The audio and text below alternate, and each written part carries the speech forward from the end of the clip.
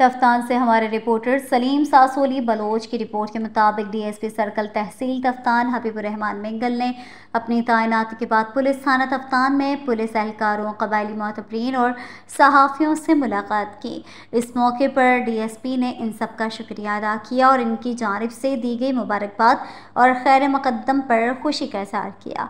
इस मौके पर SHO तफ्तान अब्दुल हकीम मेंगल भी मौजूद थे।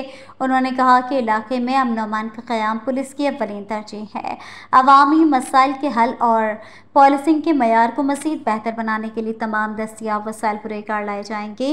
डीएसपी ने इस बात पर जोर दिया कि पुलिस और अवाम के बाहमी ताउन के बगैर जुराइम की बेखुदी और पायदार अमन का क़याम मुमकिन नहीं, इसलिए अवाम पुलिस के साथ हर मुमकिन ताउन करें।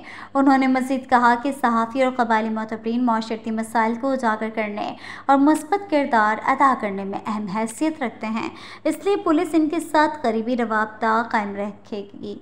अवामी ताउन और शफाफ हिकमत अमली के ज़रिए तफ्तान को एक पुरअमन और महफूज इलाका बनाया जाएगा।